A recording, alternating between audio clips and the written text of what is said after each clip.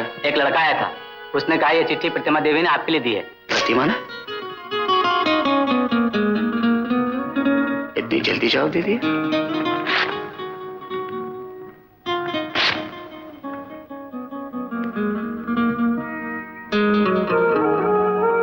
आज 7 बजे मैं अपनी शादी के सिलसिले में आपसे बातचीत करने आ रही हूं। आप मेरे भगवान हैं। आपकी खुशी मेरी खुशी है। जो आपकी मर्जी होगी वही होगा प्रतिमा। रामू, बिरजू, कहाँ है सब लोग? देखो प्रतिमा आ रही है, उसे खाने के लिए जो जो चीजें पसंद है सब बननी चाहिए। हाँ, तुम जाओ, तुम कुछ फूल ले आओ, तुम कुछ फल ले आओ, तुम कुछ मिठाइयाँ ले आओ, और उसे क्या क्या पसंद है सब चीजें ले आओ। हाँ, 1 घंटे के अंदर सारी चीजें आ जानी चाहिए।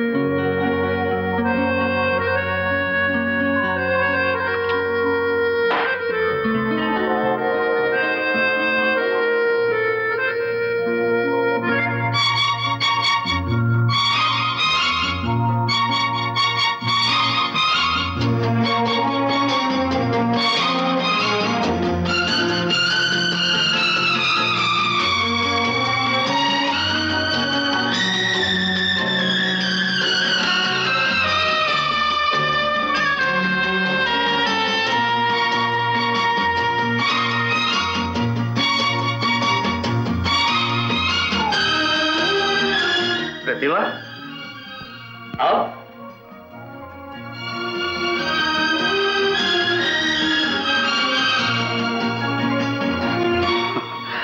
बैठो। बोलो, क्या पियोगे? कुछ नहीं। आपको मेरी चिट्ठी मिल गई थी? चिट्ठी की बात है करें।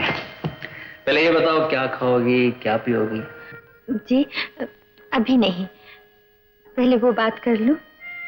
ठीक है, जैसी तुम्हारी खुशी। आप तो जानते हैं मैं इस दुनिया में अकेली हूं, आपके सिवा मेरा कोई नहीं। इसलिए मैं आपके पास आपके विचार जानने के लिए आई हूं। मेरे विचार? वो तो जो है सो है। कुदरत का उसूल है कि हर औरत की जिंदगी मर्द के सहारे के बगैर अधूरी होती है। ये उसूल तो है कुदरत का। इसीलिए मैं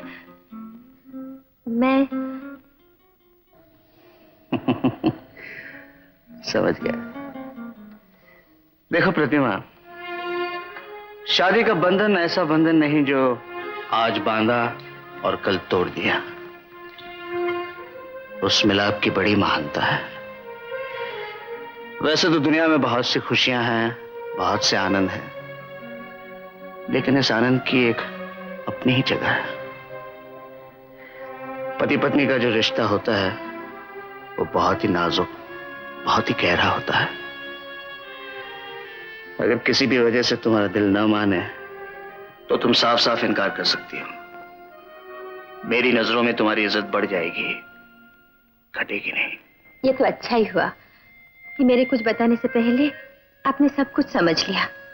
कितना बड़ा दिल है आपका। नमस्कार। पहले तुम अपना दिल देखो। इतना बड़ा कदम उठाने से पहले तुम्हें यह सोच लेना चाहिए जो शख्स तुम्हारा हाथ पकड़ेगा वो तुम्हारी खुशियों को पूरा कर सकता है कि नहीं।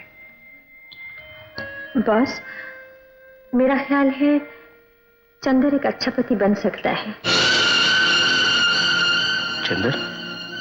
हाँ चंदर, उन्होंने मुझसे शादी करने के लिए प्रपोज किया है।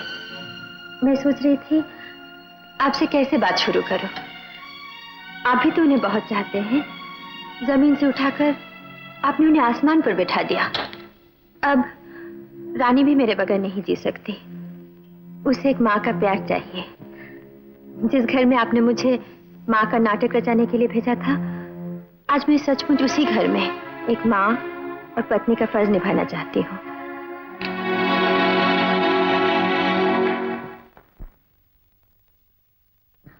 प्रतिमा, इस दुनिया में चिराग लेके भी ढूंढो तो तुम जैसी लड़की नहीं मिलेगी।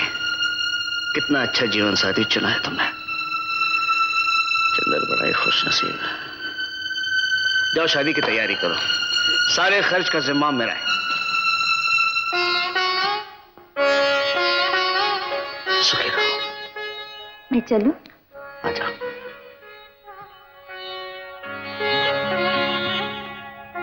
अरे प्रतिमा बेटी, तुम यहाँ? मैंने तुम्हें सब जगह ढूंढा।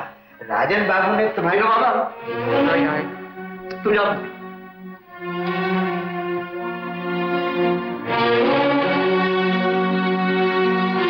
बाबा, अरे जी, वो खत मुझे वापस दे दीजिए।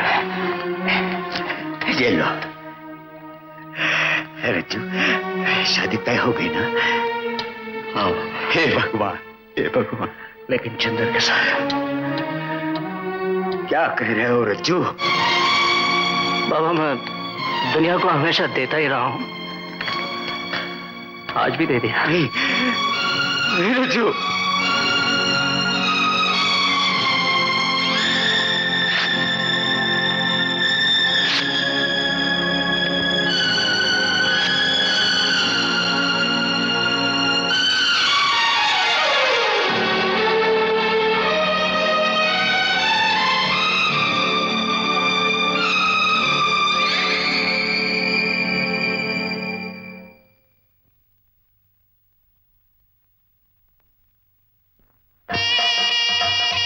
तुभ्यमग्रे पर्यवहन सूर्यांबस्मा सह पुनः पतिभ्यो जायां दाग्ने प्रजा सह ओम कनक कुंडल मंडित गंडया जघन देश निवेशित दीनया अमर राजपुरेश्वर कन्यया कवयसो विमलम परिगीयते। आज पापा मम्मी के गले में हार क्यों डाल रहे हैं?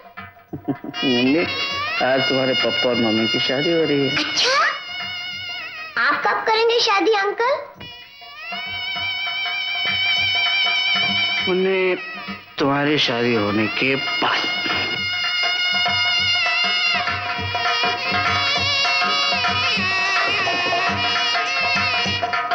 भगवान तुम दोनों को सुखी रखे। प्रतिमा, मैंने जिंदगी में कभी किसी चीज की कमी महसूस नहीं की, लेकिन तुम्हारे बगैर फैक्ट्री उदास हो जाएगी। वर्कर लोगों के दिलों में तुम्हारी खाली कुर्सी देखकर हुक उठा करेगी। फिर भी मेरी और उन सब की यही आशा है, तुम दोनों जिंदगी में खूब फूलो फलो। फैक्ट्री की तरफ से ये भेंट, सुनहरी कबूतर।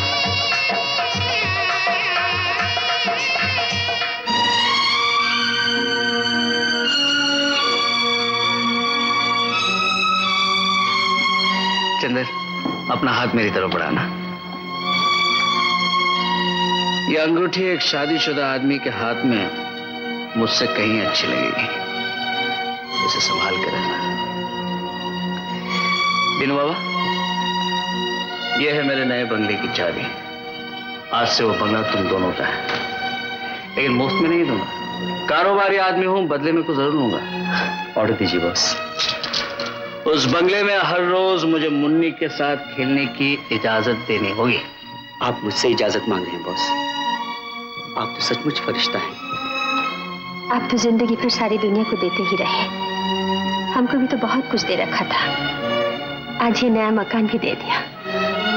देने वाले का भंडार कभी खाली नहीं होता और ना होगा। हम कौन होते हैं किसी को कुछ देने वाले? हमें ऊपर वाला देता है और हम उसकी तरफ से दुनिया को बांट देते हैं। चंदर, दोस्तों को मिलना।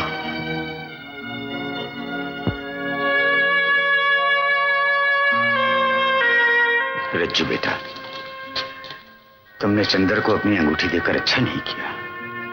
यह अंगूठी तो तुम्हारे खानदान के भाग्य की निशानी थी बेटा। तीनों बाबा, इंसान का भाग्य अंगूठी में नहीं, यहां होता है।